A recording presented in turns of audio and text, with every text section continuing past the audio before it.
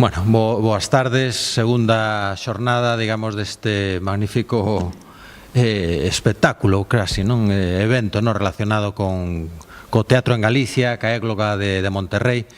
Si onte xa tuvemos un auténtico especialista de peso pesado no tema, como é Julio Montañés, hoxe, pois, temos a nada máis e nada menos que a Julio Alonso Asenjo, non?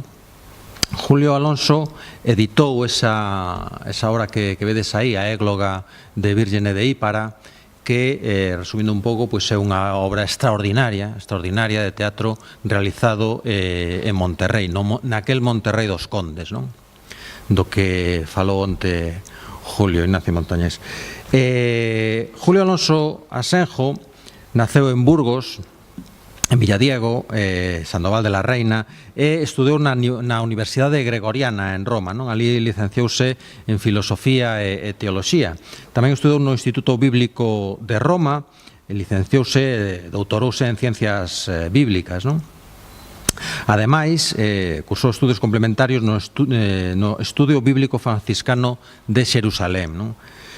Despois pasou á Universidade de Sevilla, a Universidade Complutense de Madrid, é licenciado en Filoloxía Hispánica na Universidade de Valencia, doctorouse cun estudo sobre edición da Comedia de Sepúlveda e profesionalmente estuvo sempre vencellado ao mundo, ao eido do ensino, non? O sea que un mestre, non?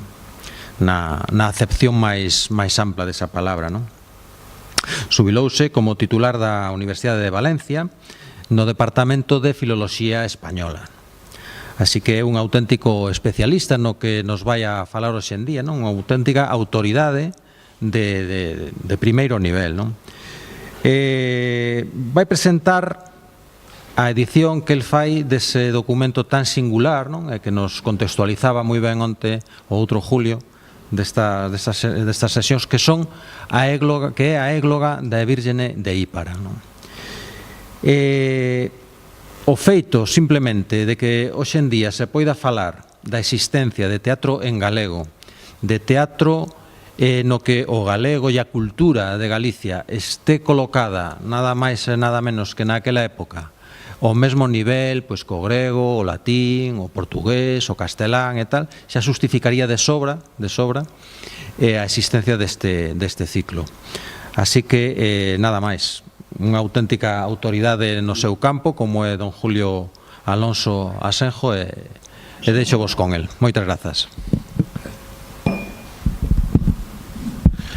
Buenas tardes. Voy a hablar en castellano, el gallego lo leo, pero no lo domino.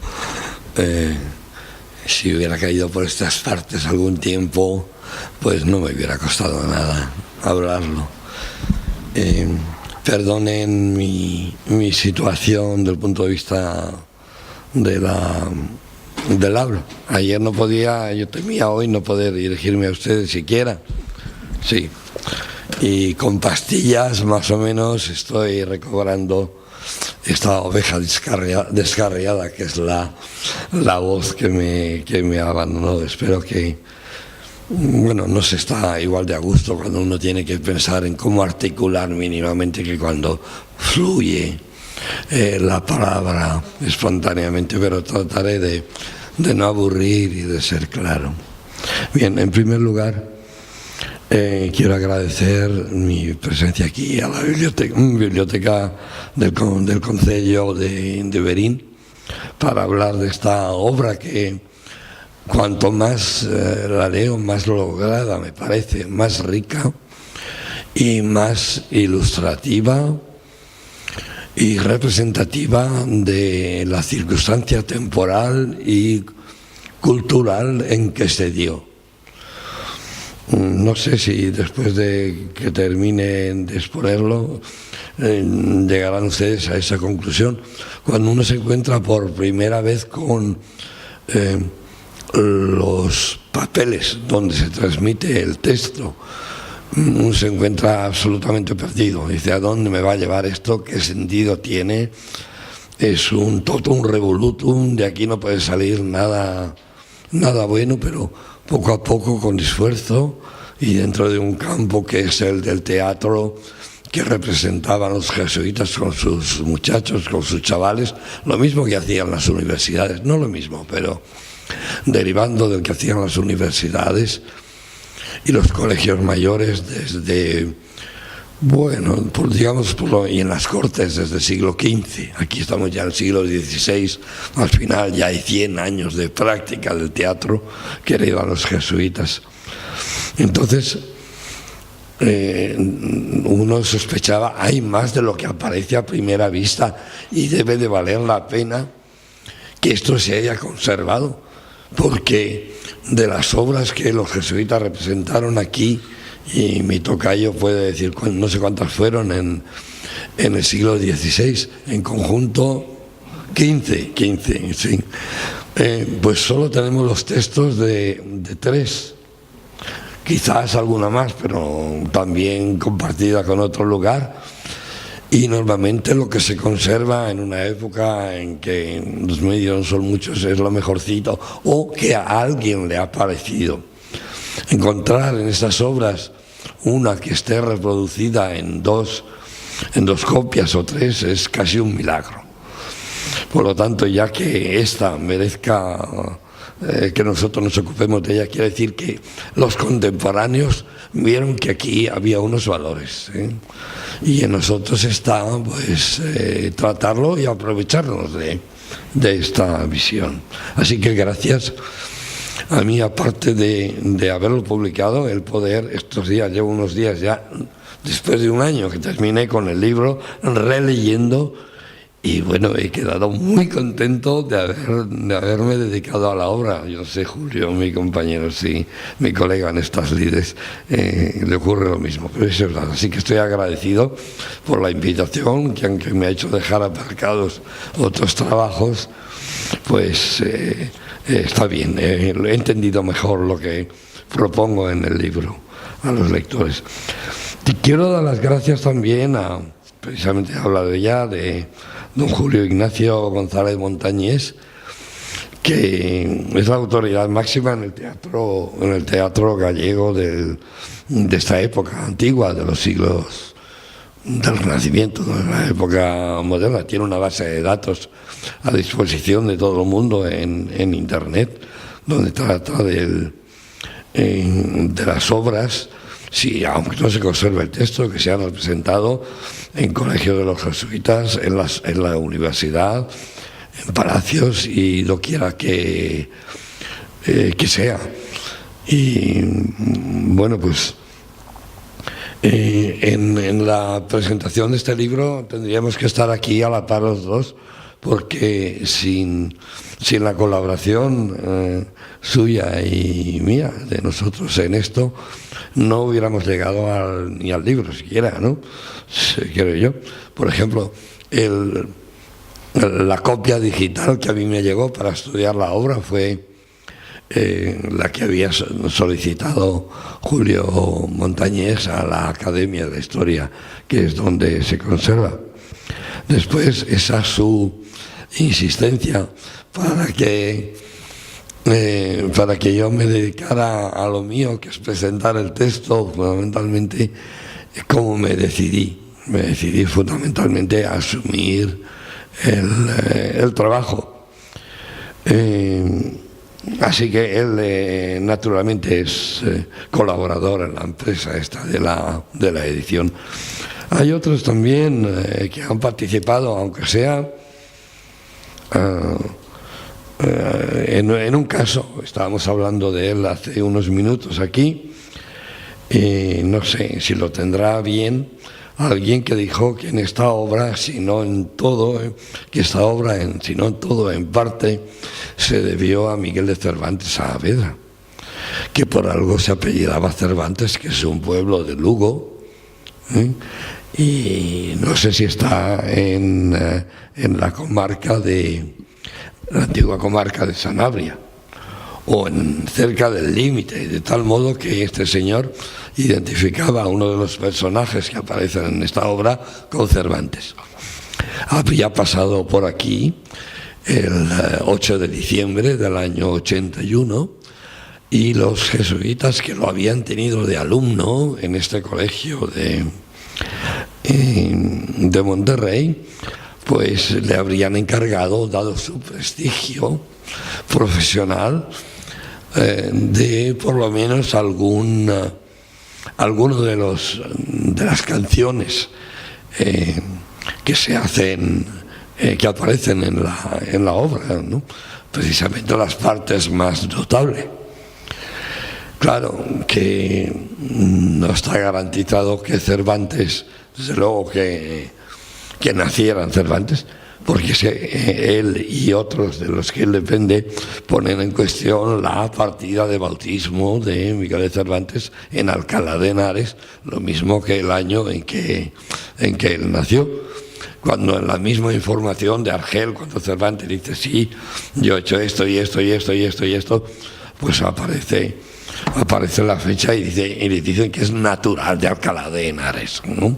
Pero bueno, ahí está. Aparte de eso, no consta ni que Cervantes estudiara aquí, primero porque no hay registros de alumnos, que yo sepa, y también que le encargaron, a raíz de eso, y aún sin eso, escribir una parte cuando Cervantes era un don nadie en aquel momento. Era un señor que volvía de la guerra y maltrecho. Y sí, había logrado que liberaran a su hermano y que liberaran a él, traficando y comerciando mientras era prisionero en Argel. Esto nosotros lo comentábamos ahora, no se nos ocurre pensar que está en Argel, en tierra de moros, y que lo tienen allí, digamos, libre para andar de aquí para allá y dedicarse a la mercaduría, pero era la categoría de prisioneros de aquella época, y está estudiado, tenían libertad para esto aún siendo esclavos, que era un modo de que su amo tuviera los contantes y sonantes que ellos sacaban con el comercio. Y Cervantes, por otra parte, parece ser que daba salida al género de telas con que comerciaba su madre. Había un negocio de importación-exportación con esa terminal.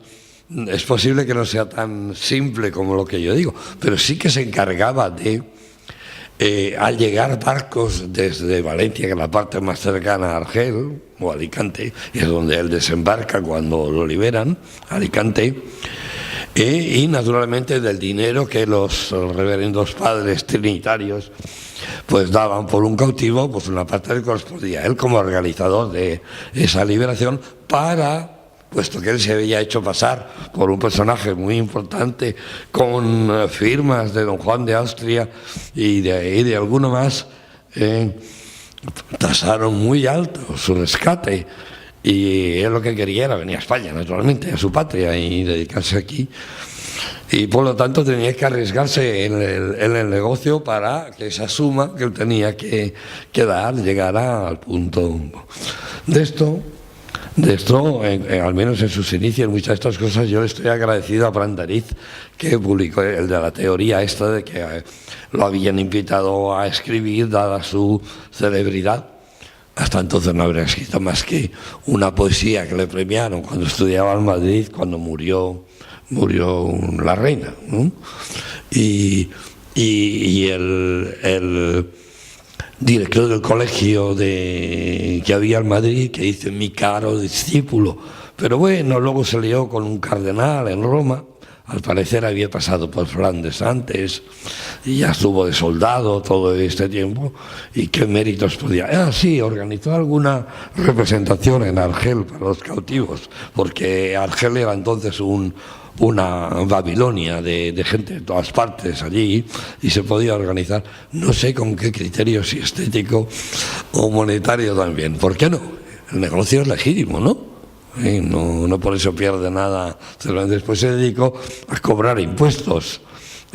O sea, que tampoco tienen buena fama los que cobran los, ¿cómo se llama estos? De Hacienda, los inspectores de Hacienda, que venía a ser él. Bien, aparte es un gran literato y una personalidad de grandes principios. Bien, así que gracias a Brandariz, más que a las presiones de Julio Montañés, me tuve que dedicar a más que digo, porque esto ya me entraba a la horrilla como profesor de literatura del siglo de oro en la universidad y teniendo a Cervantes siempre en mi boca.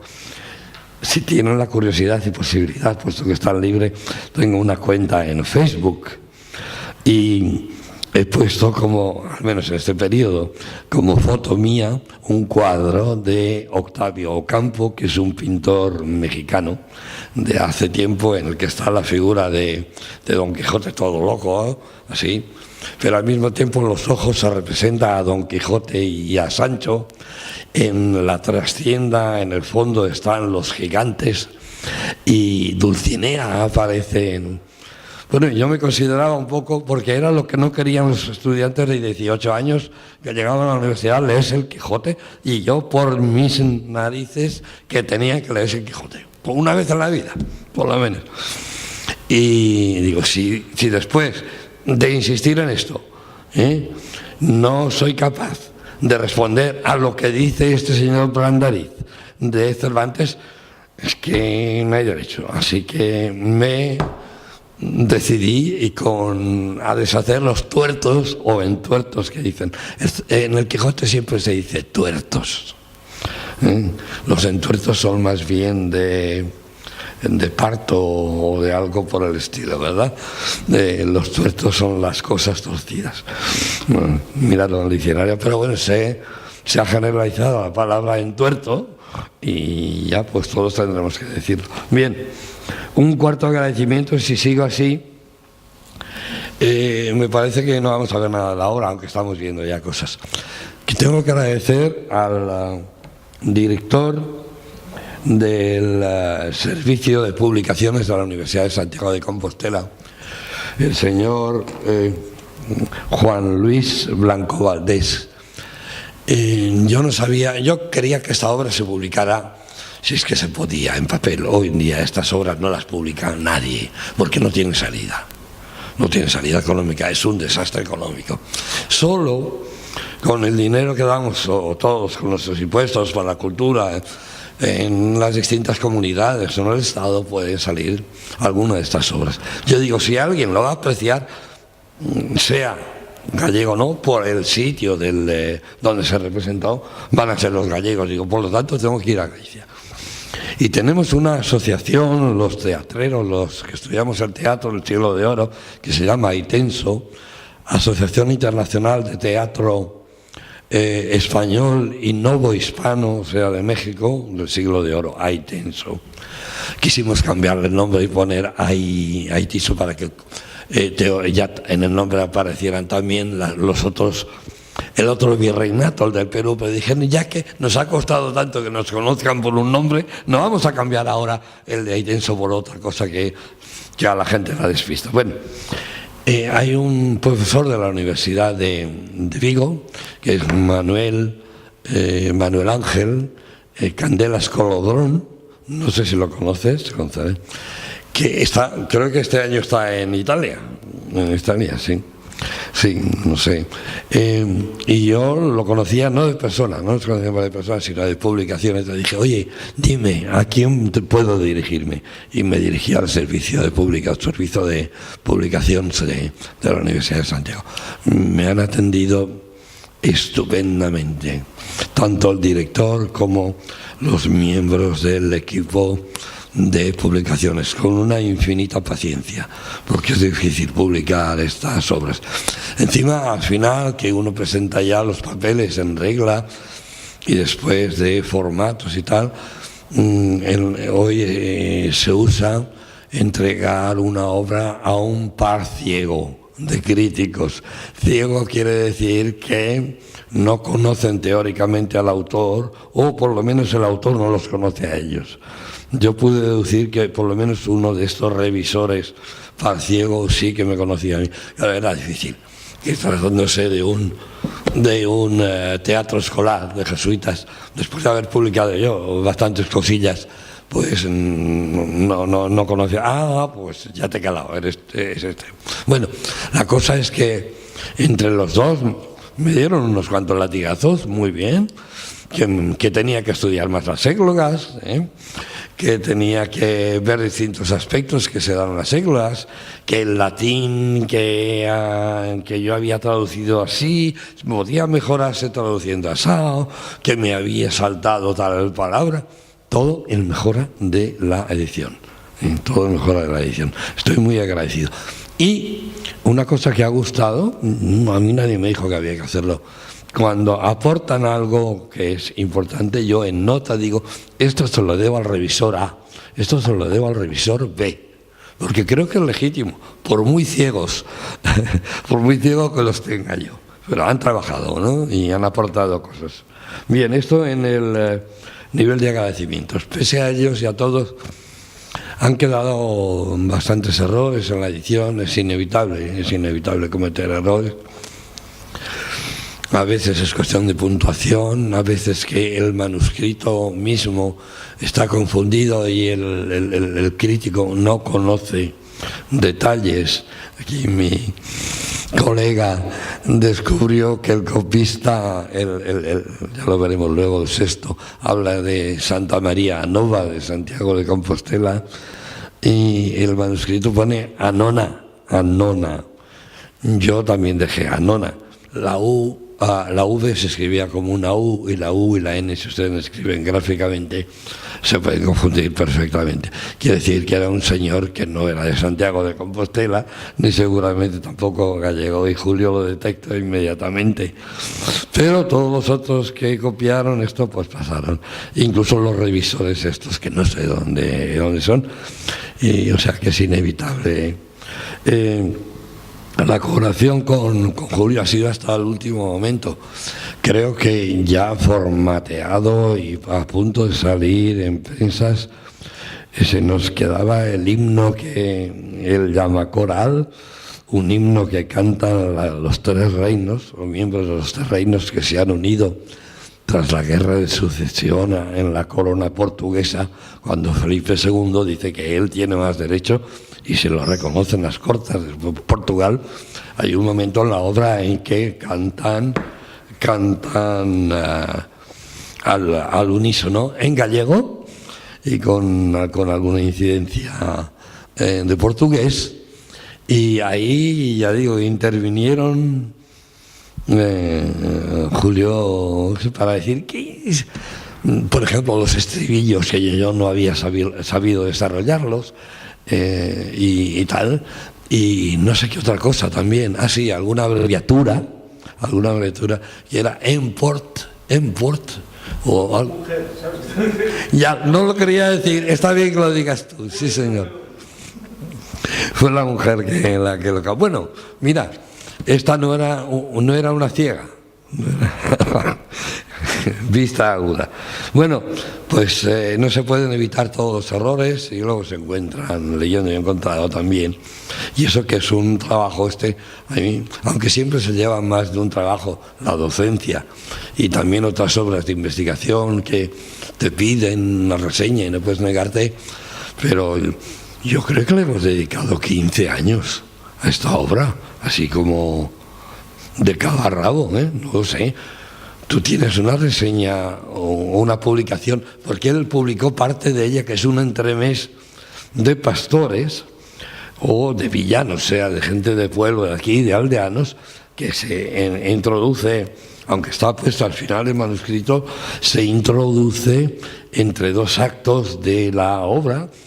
Y como todo el mundo viene a concurso de competencia, a un certamen de composiciones, ellos que vienen a Monterrey para estas fiestas de la Inmaculada tienen también que competir entre sí los dos campesinos para... bueno, a ver qué dicen. Pues el que pierda, que lleve al otro de vuelta a casa a rejonetas, que dicen en mi pueblo, es decir, a espaldas, ¿no? Y... serían de un pueblo de por aquí cerquita, Millós u otro, ¿no? Hay un señor que cuando llegan aquí le dice, oye, vosotros sabéis lo que hay que hacer, primero que tenéis que hacer esto, segundo, tal. Y cuando ya han hecho la glosa de unas, en ese certamen, a ver quién lo hace mejor, le dice este que hace de juez y que han aceptado como juez, ni uno ni otro lo habéis hecho bien, así que me tenéis que llevar a mí, a mi pueblo. Y ellos dicen, sí, Sí, lo llevamos. Y uno tira para un lado y el otro para el otro y dice, ¿qué me descuartizáis? ¿Que me rompéis? ¿Que me hacéis cuartos? Y todo esto. Y así termina esta entrevista. Lo publicó en el año 7, me parece. En el año 7 lo publicó. Por lo tanto, y está aquí recogido y con mejoras por ambas partes. Por lo tanto, obra en colaboración, y que quede aquí bien dicho. Las cosas ganan cuando se colabora. Las cosas ganan. Bien, ¿qué más? Ya he pasado mucho tiempo, ¿no? Me voy a dar prisa. Sí. Bueno, la portada. Tienen aquí hecho que circularan los únicos 2 ejemplares que me quedan de los que me dio la editorial de Santiago de Compostela. Los otros los he ido repartiendo. Tiene una ilustración. Yo les pedía, pues pongan unos pastorcicos o unos muchachos que eran estudiantes o tal, que llevaban con un pellico, con una zamarra, subiendo por un monte y ya está. Y ellos, oh, qué bien, se fueron a una ilustración de una representación en el Colegio Clermont de París, a donde acudía a las representaciones la nobleza, incluso la misma realeza, que tuvo lugar en esta representación en un aniversario del rey Luis XIII. Y entonces en un gran salón, ahí en el centro, un tablado, estaba muy oscuro, donde tuvo lugar esa representación. Me ha puesto aquí. Yo digo, pues muy bien, finalmente me ha convencido. No llamarnos como para que la gente se entre a codazos para comprar el libro, porque estéticamente, pero creo que dignifica la obra, puesto que lo pone en contacto con un teatro, el de Colegio de los Jesuitas de Francia, que fue uno de los muy exitosos. Es más, desarrollaron, por ejemplo, aquí en España hubo menos, el ballet, porque enseñaban a los chicos a bailar un poco a la clásica, aquí en España, pero allí más. Por lo tanto, tengo que reconocer que para el entendido, a buen entendedor, pocas palabras, si es una imagen, mejor, y pone a la corte de los condes de Monterrey en contacto, iba a decir el liaison, pero me parece que sería no sería muy virtuoso, la corte de Monterrey con la corte parisina, ¿no? Aquello de liaison dangereuse, las relaciones peligrosas, ¿no? Bien, así que contento por eso en la portada. Luego se pone aquí Ecloga de Virgine de Ípara. No sabemos el título, está en latín. Se la pone una de las manos que nos ha transmitido el manuscrito, el colector de una serie de obras. Está en latín, pero en latín era Ecloga con C, la primera. Pero en la Edad Media y después incluso los humanistas ya en Italia, y eso ya lo llamaban Ecloga, que es como pasó el nombre a nuestras lenguas, Ecloga. Así que pues en latín no puede ser castellano. Yo le puse la tilde para que la gente entendiera que era Calvin, porque sería el nombre de referirse hasta hablando en castellano, en gallego sería Ecloga, sin pensar si era latino, no. Y luego reservé el de Virgine de Ípara. Yo pronunciaba la clásica. Aquí se pronunciaba según la lengua romance, en Italia de Virgine de Ípara, en Castilla de Virgine de Ípara. Bueno, en Castilla en el siglo XVI, antes no. Y aquí pues había Virgine, no, claro.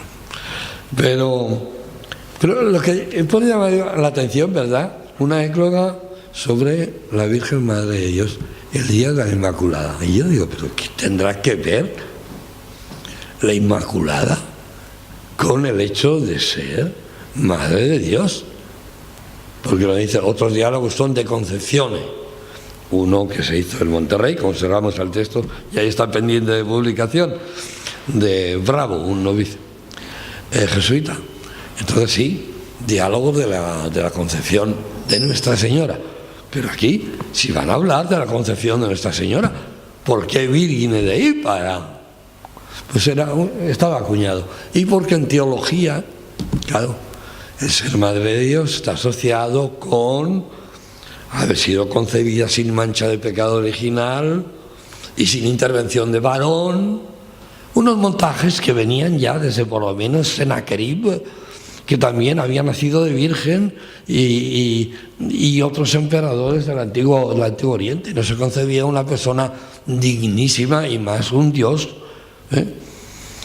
sin que tuviera que ver con la virginidad. Si las apañaban para decir que o había intervenido un dios, en el caso de Marte con Rea Silvia para que nacieran Rómulo y Remo y tal, o en el caso de aquí del Ruach, el Espíritu de Dios que interviene para que no haya nada de sexo. Bendito sea Dios, porque el sexo es malo, y entonces si se crea la creación, ¿por qué lo creó Dios? Porque no nos reproducimos con la memoria. Bueno, pero tenían este complejo que viene del sexo como malo. Los hebreos entonces van a cantar a la Virgen. ¿Qué te parece si leo el soneto? Porque a mí me parece una herejía. No se sabe qué es antes, si el huevo o la gallina. Si Dios piensa que hay una criatura sobrenatural, diosa o deusa, que diríais aquí, que merece sus amores, o por sí misma, o que merece sus amores, los amores de Dios con ella, porque Él la ha creado para ser el amante y por lo tanto el padre de su hijo. Pero así estaban las cosas en la controversia concepcionista que venía de los franciscanos de la Edad Media, pero que ahora, a finales del 16 y comienzos del 17, fue una feroz guerra entre órdenes religiosas y tal. Por ejemplo, ¿no?, los franciscanos, juntamente con los agustinos, con ¿qué otros? Franciscanos son, digamos, otros más. Los jesuitas, que se añadieron a esta corriente, se enfrentaban a los dominicos, que decían que no había sido concebida sin mancha de pecado original, sino se le había quitado la mancha después, o como fuera. Perdón. Bueno, otros decían que no, que tenía que ser en la presciencia y el tener todo presente del omnímodo saber de Dios. No hay ni antes ni después, por lo tanto están en el mismo plano.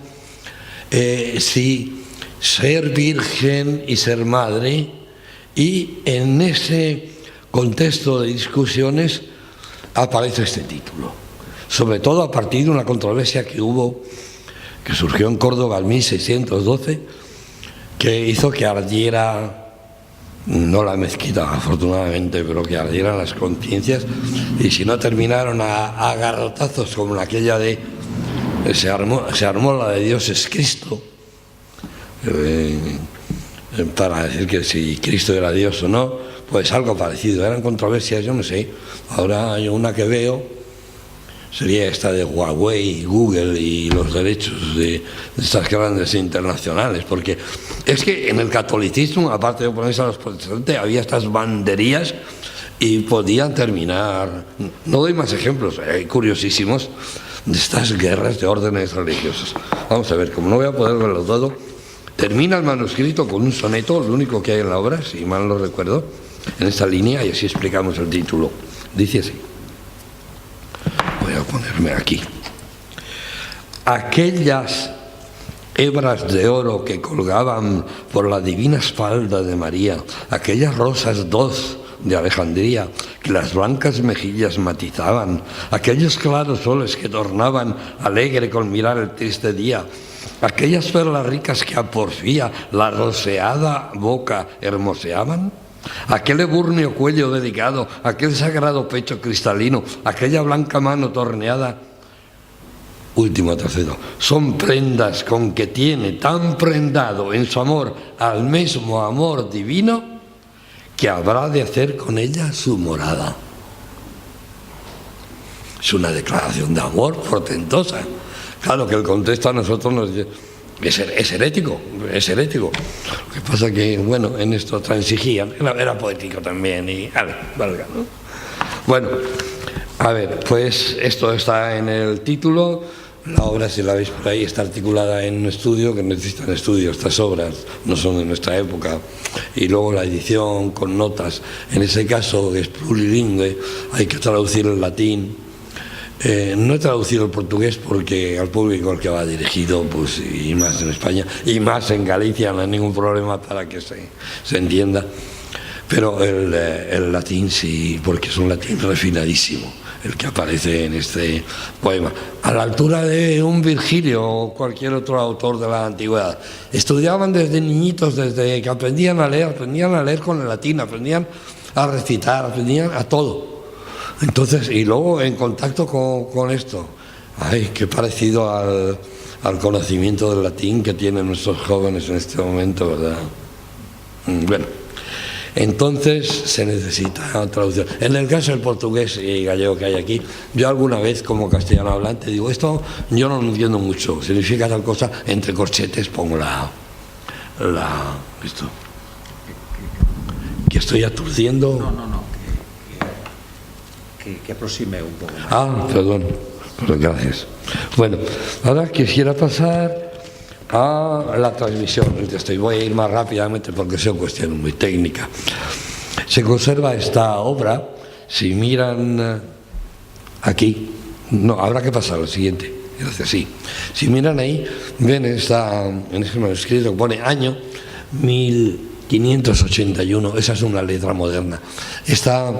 Esta letra se añadió seguramente cuando hicieron la colección en 1800 y pico, recogiendo la herencia de las obras de jesuitas del Colegio de Madrid, a donde habría una copia de aquí. ¿Por qué?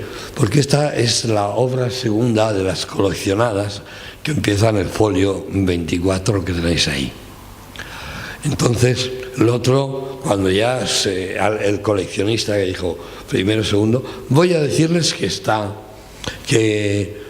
obra realmente, a ver cómo se puede seguir, sí, que esta obra es realmente de 1581 y no tengan que esperar al final.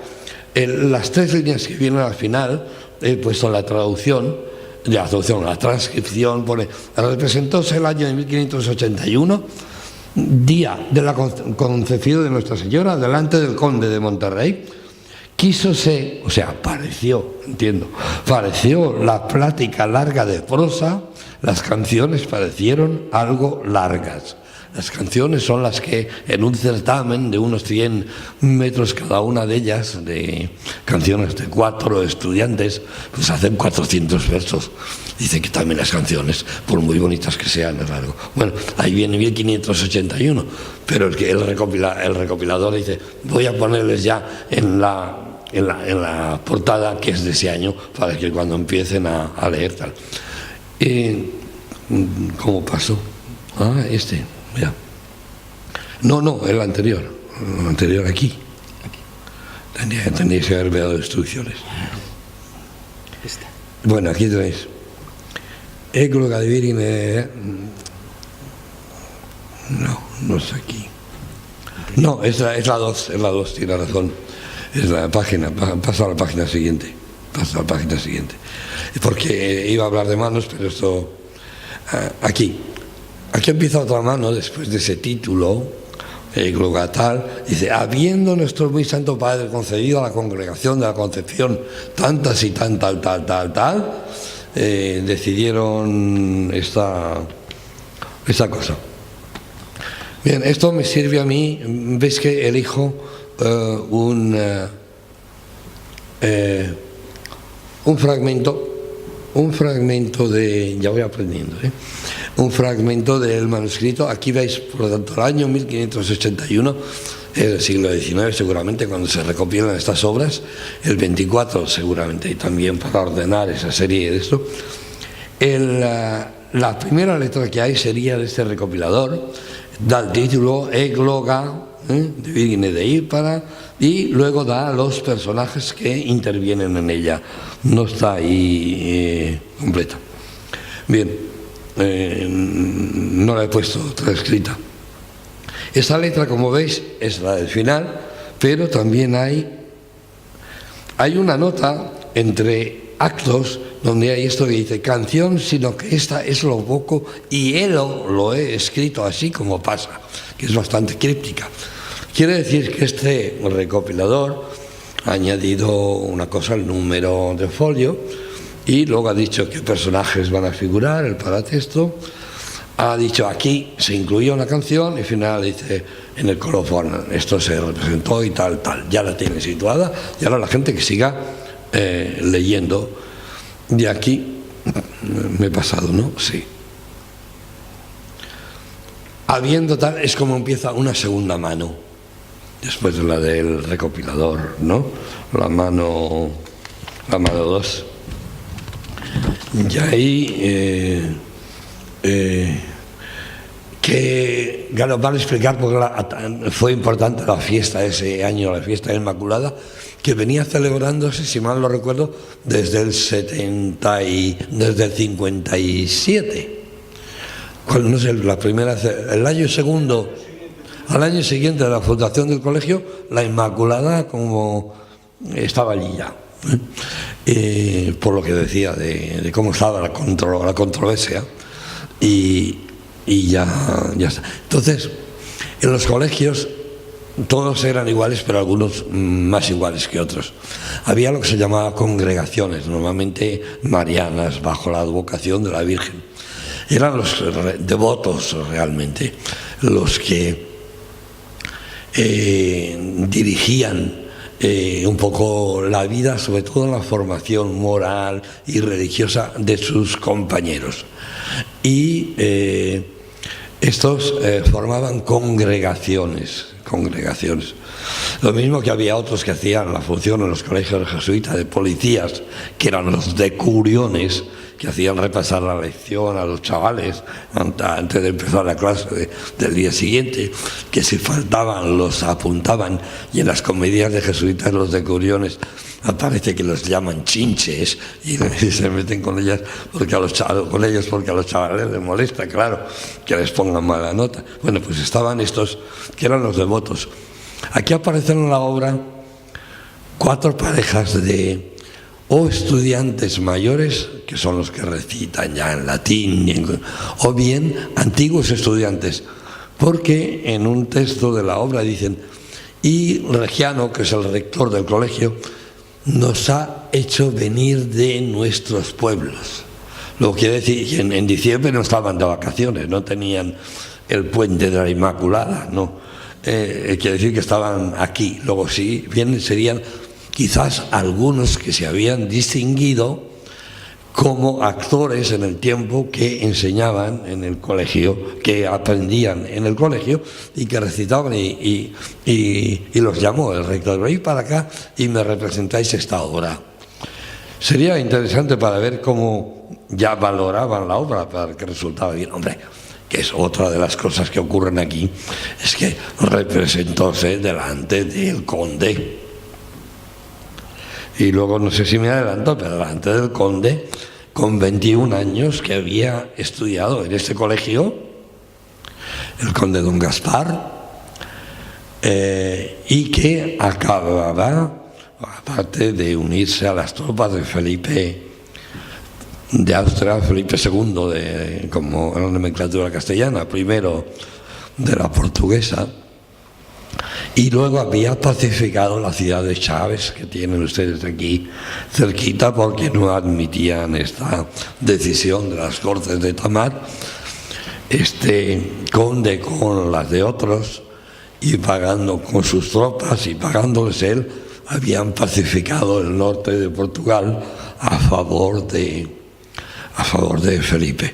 En la obra, y como creo que no voy a poder hablarlo todo, en la obra el segundo acto está dedicado a estudiar el problema de la guerra por la unificación de los reinos de España, Galicia, Portugal y Castilla, y por otra parte a ver qué reino tiene mejores santuarios. Pero esta parte de la unificación es muy importante. Y es más, yo solo comentaba, esto en la relectura se me ocurrió el otro día, que una égloga no tiene por qué estar de acuerdo con los cánones, ni como un diálogo, estar dividida ni en 5, ni en 4, ni en 3 actos. Esta está dividida en 3 actos. Pero las obras, de principios del 15, del 16, se dividen, si son comedias o tragedias, en 5. Perdón. Luego en los años 80 se pone de moda 4 actos, que es donde estamos. Y aquí resulta que antes de que en los años 90 del siglo XVI aparezcan obras con 3, según aquello de, ¿cómo es? Prólogo, no sé qué, y desenlace. Planteamiento, nudo y desenlace. Pues una égloga y un diálogo no necesita ni planteamiento, ni nudo, ni desenlace. Allí dialogan este con el otro con el otro, y ya está. Y aquí tenemos 3 que habrá pasado. Yo sospecho que en algún momento había 2 actos que eran, y ya con esto hablo de la acción que tendría que exponer más adelante, pero no voy a poder.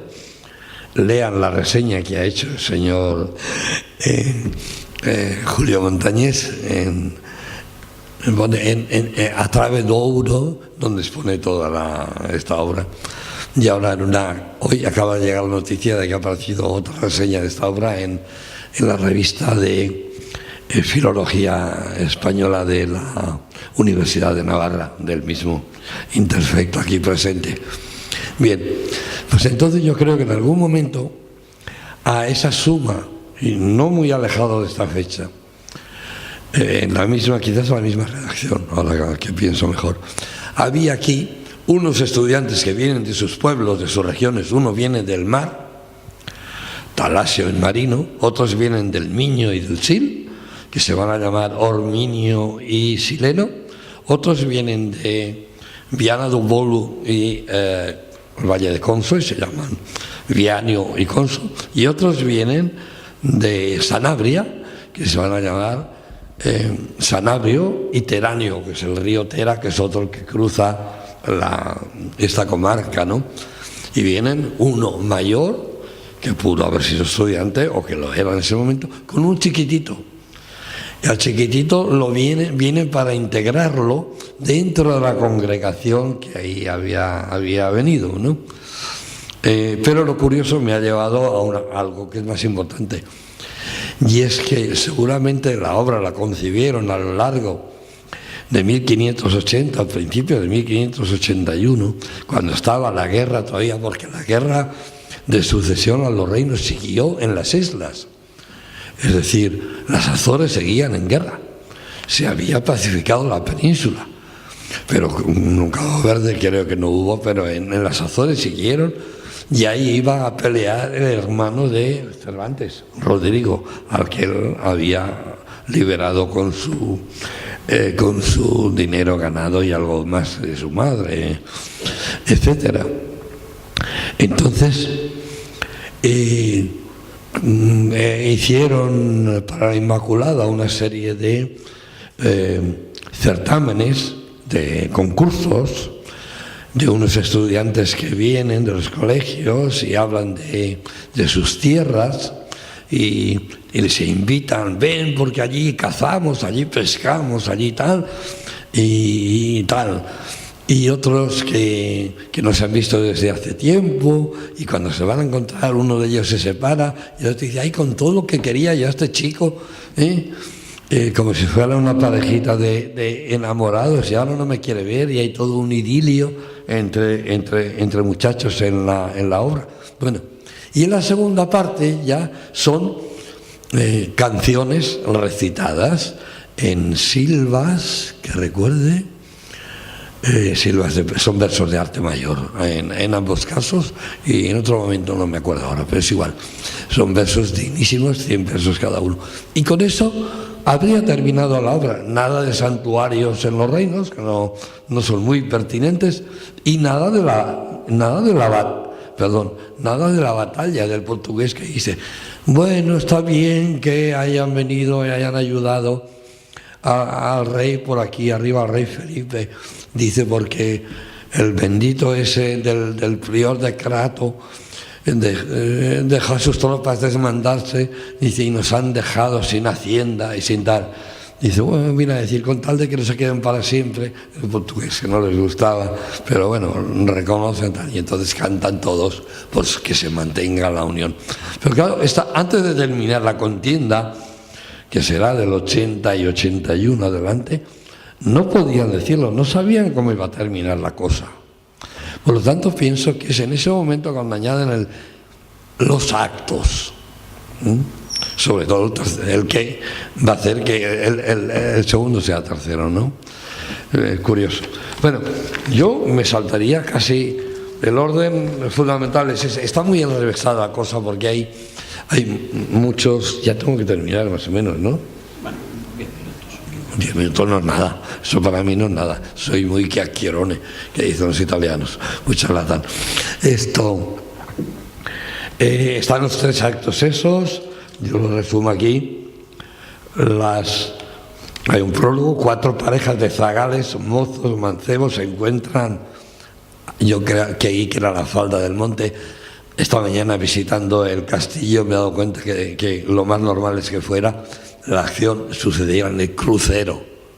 Cuando se llega, que la cruz, que hay las distintas parejas de chavales en la acción. No en la representación, pero sí en la acción que se narra.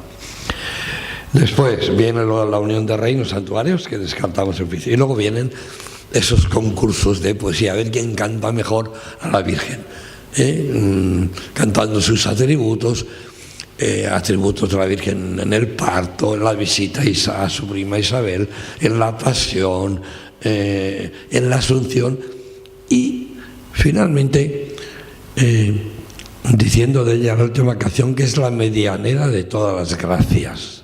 Todo lo que Dios nos da, y vaya figuronel de Dios, es la Virgen, una persona humana a la que tiene que ser bondadosa. Dios, qué papelón, qué papelón. Necesita, primero como Dios necesita eso, y bueno, pero así lo dicen, ¿no? Por eso la oración al final de la égloga es a la Virgen todos de rodillas para que les conceda la unidad en santa hermandad de los tres reinos. Va, por lo tanto, muy conjuntamente.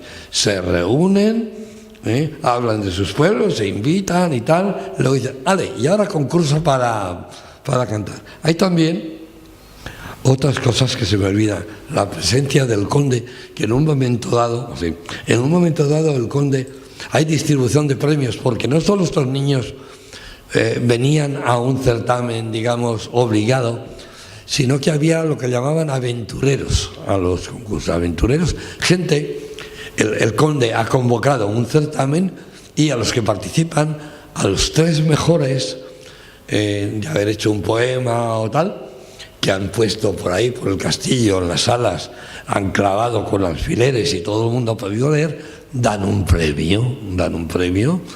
Entonces de eso se encargaba el rey. Y hay una distribución de premios, y es uno de la distribución de premios se incluye como entreacto en esa reorganización de que he hablado, los actos, pero la otra lo recitan, alguien dice, y le correspondió el premio a tal y a tal y a tal, y entonces se presentan ante el conde de Monterrey, y es el rey quien otorga, aparte de haberles comprado el regalito. Son libros normalmente, y libros religiosos o literarios o cosas por el estilo.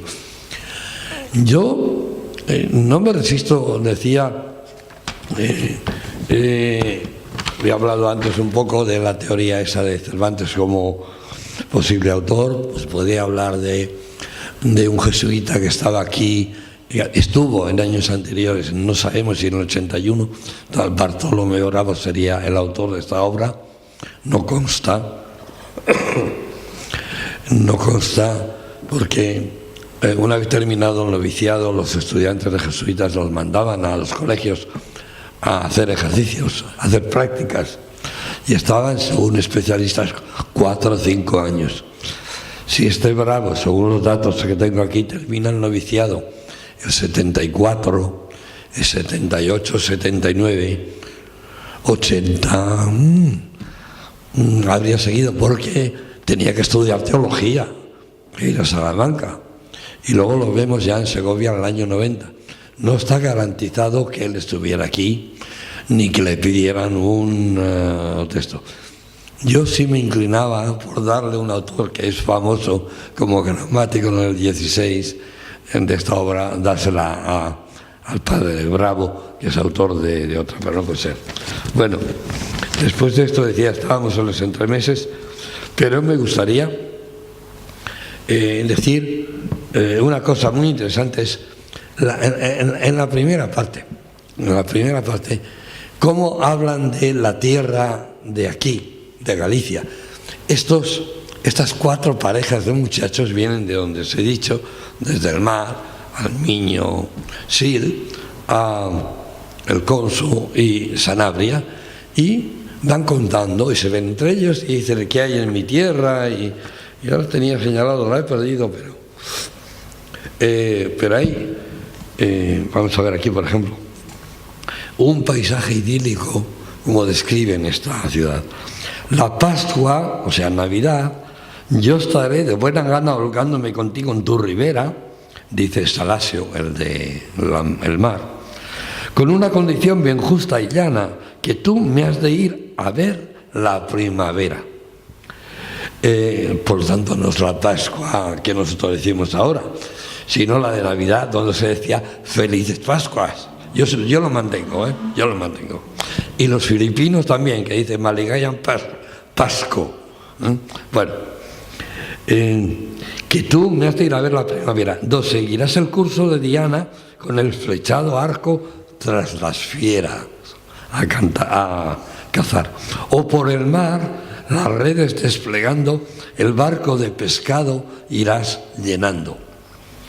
Allí verás los árboles copados, los prados de diversas flores llenos, los huertos sabiamente cultivados, las frescas fuentes y álamos amenos, los cidros y naranjos que cargados de nuevo fruto no están aún ajenos de las naranjas viejas que, encogidas, tornan a ser de nuevo zumo henchidas. Y sigue. Allí la hierba fértil y abundosa engorda en pocos días las ovejas. Allí la flor diversa y olorosa da pasto a las solícitas abejas. El cuerno de la miera provechosa no tiene allí que ver con las pellejas, es decir, con la roña que tenía el ganado. Aquí no enfermaba ninguna abeja, no necesitaban, por lo tanto, ninguna miera. Luego también tienen aquí, hablan de una excursión que hicieron a una isla los pastores a veces, que comentábamos aquí cómo podía ser, porque nos hablaba esta mañana Miguel, o era el otro señor, que aquí alrededor del castillo de Monterrey había un lugar pantanoso, una verdadera laguna, ¿no? Y decía, será por ahí por donde hacen la excursión, pero yo creo que no, porque 2 veces menciona mar, y no creo que pudiera llamarlo, eso después del paseo de esta mañana, para que veáis que habéis hecho una buena inversión, me habéis enseñado, y ahora lo trasciende aquí. Solemos a las veces los pastores, cuando el hondoso mar está asentado, con flautas, caramillos, a tambores, meternos en un cóncavo troncado. Comienza la capilla de cantores, responde el instrumento bien templado, extienden los delfines los oídos de la suave música atraídos. Surgimos en la isla que cercada está del bravo mar, y luego vamos, cuál en pos de la liebre ya llagada, cuál tras el corzo oculto entre los ramos, y de la mucha caza que es tomada, una merienda o cena aparejamos, y luego con el mismo regocijo se vuelve cada cual a su cortijo.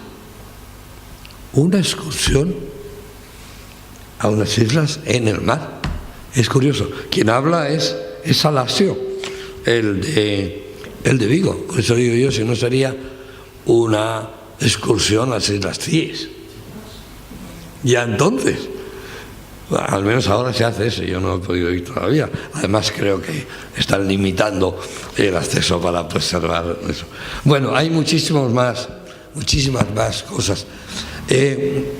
Si acaso ya ver el pique o la sintonía que hay entre los sanabreses y los de Conso y otros.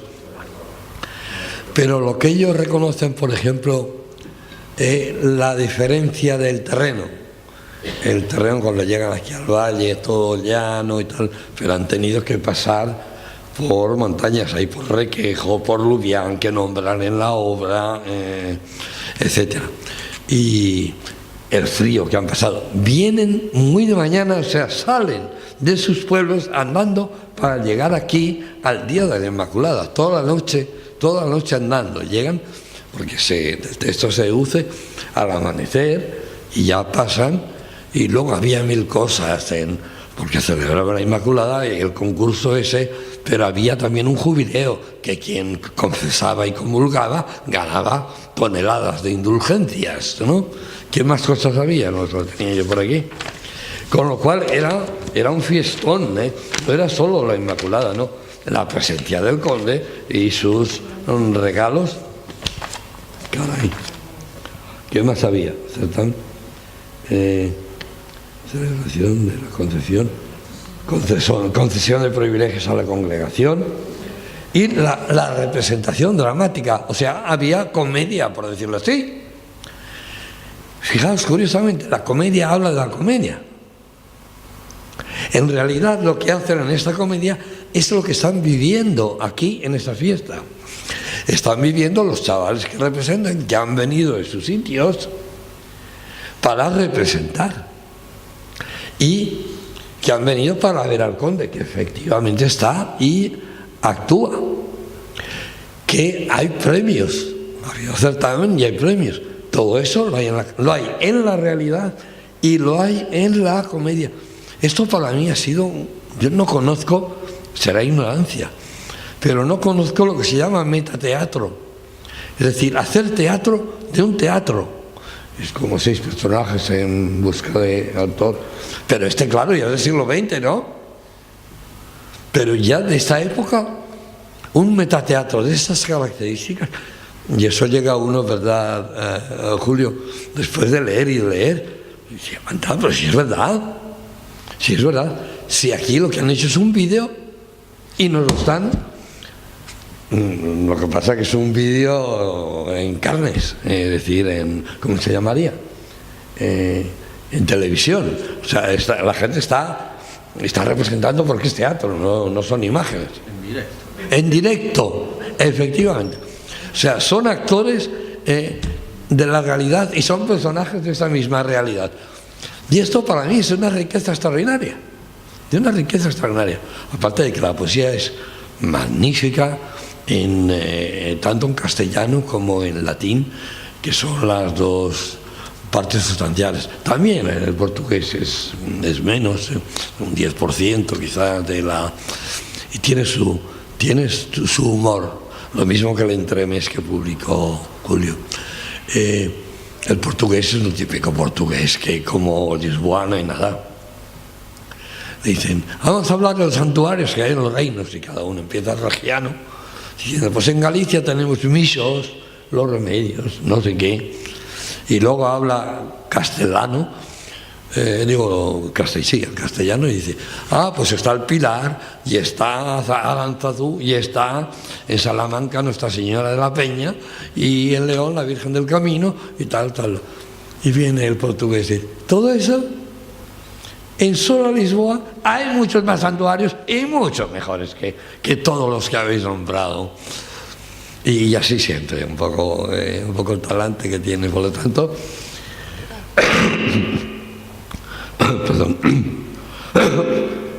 Ya es un personaje, aparte de la vivencia que tengan los que están aquí en Monterrey, en Berín, con los al otro lado de la raya, es un tópico del portugués. Está en el Teatro Español previo ya la figura del portugués.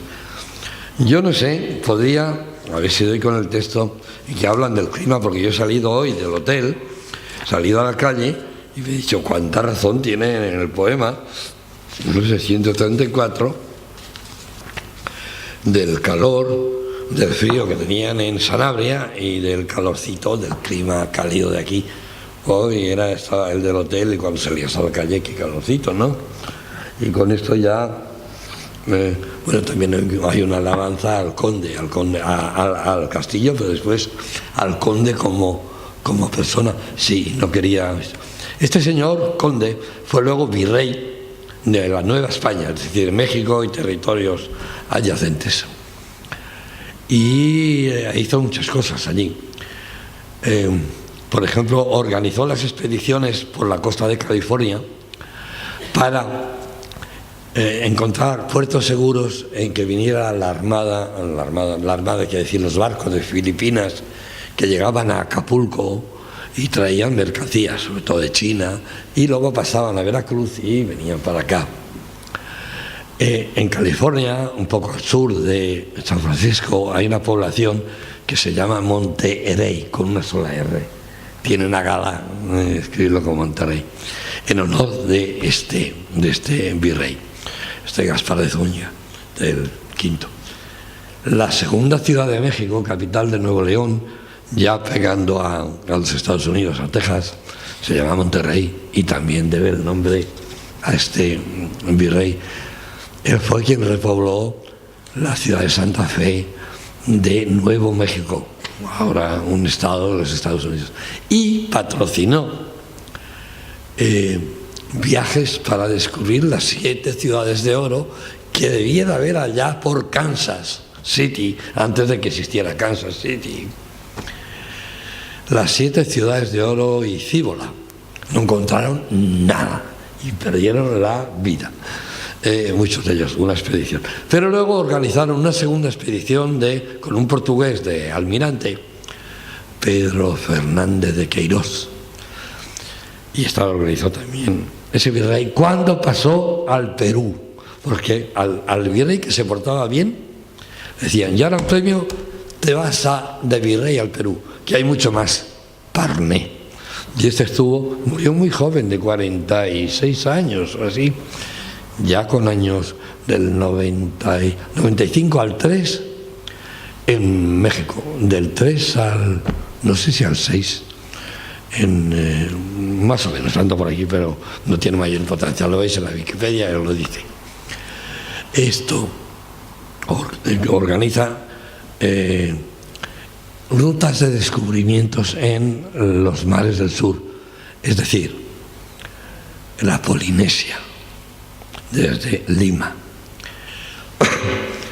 Hubo alguna expedición anterior, pero hubo también esta, las Islas Salomón, las Islas Marquesas, Guadalcanal, que es una ciudad famosa en la Segunda Guerra Mundial.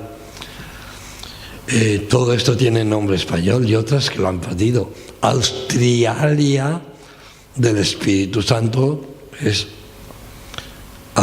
Australia. Se me ha borrado. Nueva Guinea también está datada por ellos. Esto eran secretos. Los portugueses nos soltaban prenda de lo que encontraban en sus descubiertas. ¿Por qué? Porque era dárselo así con pelos y señales para que los holandeses y los ingleses metieran por ahí y les robaran las rutas y los productos que pudieran encontrar. Pues los reyes de la península, de esa parte de España, lo mismo. Entonces de esto solo quedaba registrado lo que fuera la corte y concretamente en Manila, en los monasterios. Pero hubo un momento de una guerra de las tantas entre Inglaterra y España. Y los ingleses ocuparon Manila durante 20 meses. ¿Qué hicieron? Buscar los planos y mapas de ruta que estaban en esos monasterios. No me lo he inventado yo, Lo vi en un autor norteamericano que estudiaba la Loa en Filipinas. Y a propósito, pues, el capitán Cook organizó sus viajes a partir de los documentos encontrados en Filipinas. Por lo tanto, también hubo cosas que no estaban descubiertas porque había para todos, ¿no? Pero lo fundamental de esa Polinesia francesa y más al sur, marquesa, era la marquesa de mujer de un noble español. Se debe a esas expediciones, empezando por la de Legazpi y eso. Bueno, quería terminar, si ya va siendo hora, ¿verdad? Un poco sobre el clima, ya que estamos en unos días calurosos y que me han dicho que es propio de esta zona de Ourense, ¿no? Bueno, aquí hablan en ese caso Teráneo, los de Sanabria, y cuando llegas al principio del acto tercero, del acto primero, la escena tercera. Qué valle, qué llanura, qué florestas son estas, que entre montes y collados al cielo levantados se parecen. Aquí no permanecen las heladas y amontonadas nieves. Aquí el frío no tiene fuerza y brío. ¿No has notado el viento cuán templado corre ahora?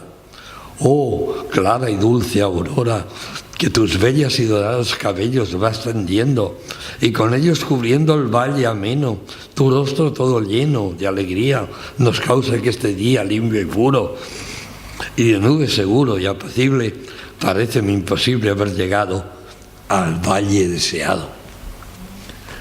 No estaría mal como rótulo publicitario del turismo de Berín, el valle deseado, se me ocurre, hay una idea. Aquí estaba ayer la concejal de Cultura, no me acordé de decir, bueno, vosotros estáis ahí. Bueno, aquí habla, claro, vienen de madrugada, de noche, y han pasado por Requejo, Padornelo, Lubián, en medio del sombrío bosque, por donde el río iba sonando, y tú temblando y frío con memoria de aquella larga historia cuando fueron presos los que salieron a robar a quien descuartizar, nosotros vimos el peligro de los viajes de Sanabria hacia acá. Aquí el valle deseado, allí el peligro de los ladrones, en ese pasaje para acá. Es curioso, ¿verdad? Y era normal, estaba a los bandidos, los del bando, los bandidos que andaban no solo en la Sierra Morena, ¿no? Esto, no sé, habría que leer alguna cosita más aquí sobre el conde, porque hacen una epopeya de él, no solo el castillo, sino 124 me parece, su comportamiento. He leído, no sé si en la Wikipedia o en otra obra, cómo tuvieron que enterrar a este conde virrey del Perú con una suscripción popular, porque no le quedó dinero para que lo enterraran, cuando normalmente los tenían que quitar porque eran un atajo de ladrones. Estos ladrones en el gobierno sabemos algo en nuestros tiempos también, ¿no? Pues y el pobrecito muere joven, un bendito, vamos, un bendito, y pues no sé, por aquí andará, lo dejo, acudida a ello, lo leí, vale la pena, ¿eh?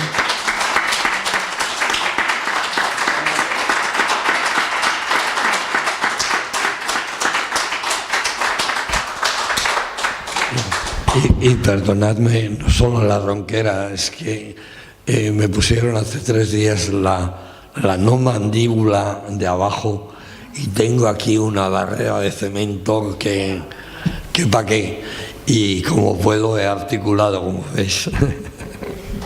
Eso se pasa, Bueno, eso precisamente que iba a comentar, non? Que temos que agradecerlle especialmente a Julio Alonso Asenjo estar hoxe aquí, porque está recén operado dunha cousa pois bastante complexa, non? Como é pois unha intervención completa da mandíbula. O sea, calquera outra persoa nestas circunstancias pois hubiera declinado amablemente a invitación e hubiera cedido, por exemplo, o testigo. Eu penso que merece outra aplauso.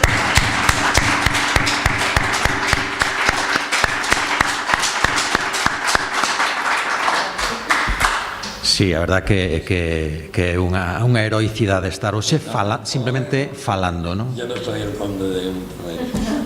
Bueno, seguramente hai algunha pregunta, non, sobre o significado da obra, pois para nós, para a xente que vivimos aquí no Val, ou bueno, o significado dunha cousa que levamos todo o día falando, non, cos dous Julios, que é o vanguardistas, non, que era esta xente, non, en moitos aspectos, porque unha palabra que antes estaba buscando que se YouTube, prácticamente na miña opinión é unha anticipación de eso que non sei se sabedes que estuvo, ahora parece que non tanto, pero bastante de moda, sobre todo entre a mocidade, que facer un flash move, non? Esa, de repente, poñerse a interpretarse cada un a sí mesmo nun contexto aparentemente casual, en realidade está todo planificado. Bueno, pois isto é unha especie de moitas destas representacións parecense moito a eso, non? O sea que eso de facer teatro do teatro, o sea, metateatro, é absolutamente, bueno, aquí temos un auténtico especialista,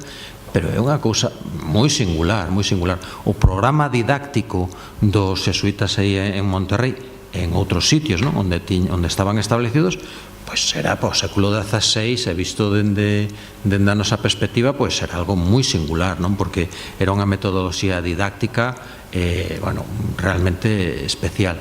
Entonces, que unha cousa tan singular e que unha obra tan singular como esta, é verdade que unha das cousas que a fai singular e especial é que non conservamos moitísimas destas obras, non? Pero bueno, esta é unha das que se conserva. Pois probablemente faga todavía máis desexado a ese val desexado, non, que era o de Monterrey e o de Verín. Entonces, se tedes algunha pregunta. É super interesante ver que a través desa obra pues estás vendo un trozo desa realidade dese momento. Está transmitindo a verdad que un momento histórico que é como un regalo ahora mismo poder escoitar todo eso. A verdad que sí. Pues para vosotros tiene que tener una resonancia. A mí ya me ha conmovido mucho el encontrármelo, pero a vosotros tienen que tener una resonancia muy, muy particular, de verdad, de convivencias propias, sí.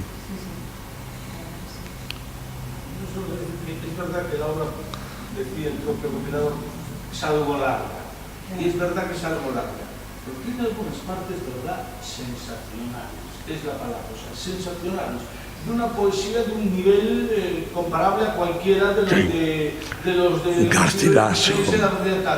Un latín, que yo no pude comer obviamente, pero de eso, de una categoría tal.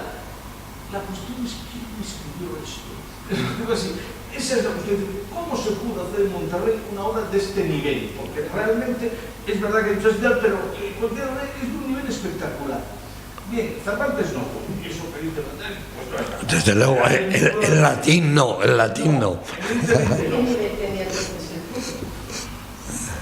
Claro, es decir, pero a ver, la obra por un lado tiene unas partes efectivamente muy complicadas, ¿no?, desde el punto de vista tal, pero tiene otras muy populares, muy fáciles digamos, de acceder a ellas, ¿no?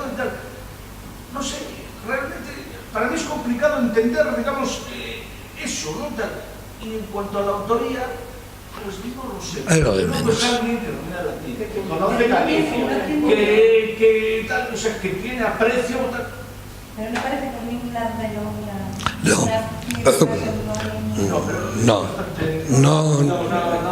No, nunca decían al autor directamente, sí. Ya no puedo hablar porque he perdido la voz. Non sabía tal, pero falaba con mi libre, non sei se non sería o Rengifo. A ver, onte falei dun señor, non, que escribiu Julio, espera. Remes en galego nunha obra de Monforte, non? E claro, ese individuo estivo aquí 20 anos. Non era galego, pero apreciaba Galicia, hai montones de cosas, e pola súa trayectoria tal, ten todas as cousas para poder ser o autor desa obra. É dicir, a cuestión é que a obra del que se conserva non é literaria, bueno, hai algunha poesía e tal, senón el fixo unha arte poética, é dicir, un tratado non de versificación e tal. A ver, non sei, tampouco podo dicilo tal, para mí é un enigma, decido decir claro, pero realmente é unha obra dunha calidade excepcional, probablemente refundida, digamos, non? O sea, tal, hai partes que poderíanse publicar e darllas a ler aos nenos, é dicir, enteira non, que é moi larga, pero unha versión, eu non sou moi partidario deste tipo de cousas, pero a verdade, unha versión resumida e tal, gustaríalle aos rapaces de Verín. Eu penso que sí. Es máis que teatro, es historia. De eso se Es que es historia. Claro. Es que...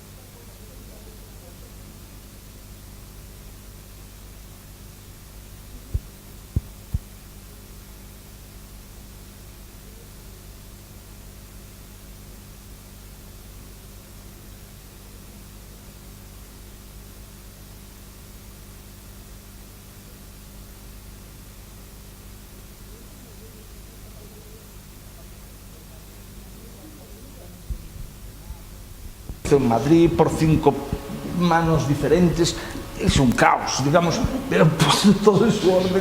Pero se ha hecho aquí, y sensacional. los que hemos nacido aquí, yo creo que es un orgullo. Saber que en aquella época ocurrió aquello. O sea, que el tema de la cultura en aquella época, en aquel momento, También puede ser que fue un momento pudiera importante, ¿no? de los propios jesuitas, que alguno de ellos pudiera haber. Sí, a ver, sos un jesuita. Son jesuitas. Ya, pero alguien del colegio. Alguien del colegio decidiendo, mira, voy a hacer esto, no me dice que soy yo. Ya está. Claro. Es que es lo único que podemos hacer. Pero bueno, lo importante es que ha llegado aquí al siglo XXI. Alguien descubrió que valía. Alguien descubrió que valía la pena. Que ha llegado al siglo XXI. Bueno, creo que no podemos abusar más ya de la voz de Julio. Yo creo que un aplauso y muchísimas gracias.